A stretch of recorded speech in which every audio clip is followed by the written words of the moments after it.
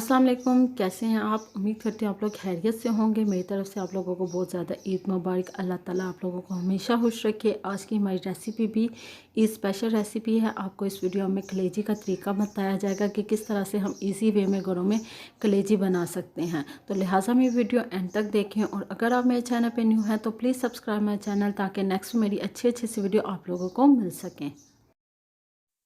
कलेजी बनाने के लिए हमें जिन जिन इंग्रेडिएंट्स की ज़रूरत है वो ये है। कलेजी, 3 अदद टमाटोस, 3 अदद अनियन जिनको हमने ब्रीक चॉप कर लिया है, half table spoon salt, 1 table spoon ज़ीरा, मोटी इलायची, 1 टेबल स्पून लहसुन अदरक का paste, half table spoon red powder, half table spoon black pepper and हल्दी। आप लोग मसाले अपने टेस्ट के अकॉर्डिंग भी यूज़ कर सकते हैं। अब हम इन तमाम चीज़ों को प्रेशर में ऐड करेंगे और इसमें ऐड करेंगे 2 गिलास पानी, और इसको 15 मिनट के लिए वेट पे लगा देंगे।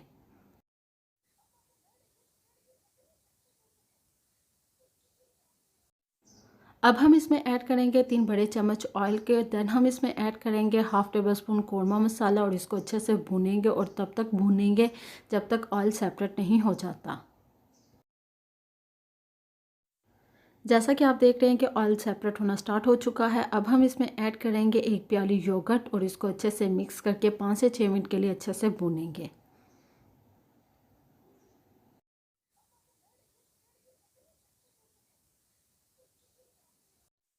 माशाल्लाह से आप देख सकते हैं कि कलेजी बिल्कुल रेडी है। बहुत ही इजी और यमी रेसिपी है। आप लोग इसे ज़रूर ट्राई करें। इंशाल्लाह ये रेसिपी आपको बहुत ज़्यादा पसंद आएगी। अब हम आपको एक डिश में निकाल के दिखाते हैं कि किस तरह से आपने इसको डिश आउट करना है।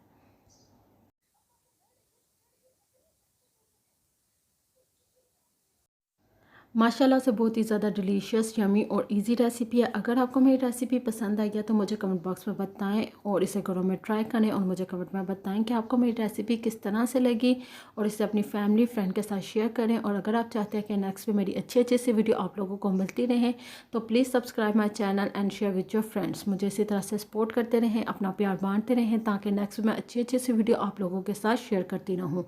मुझे अपनी दुआ में याद रखिएगा। अल्लाह ताला आप लोगों को अपने हिफ्ज़-ओ-ईमान में रखे। अल्लाह हाफिज़।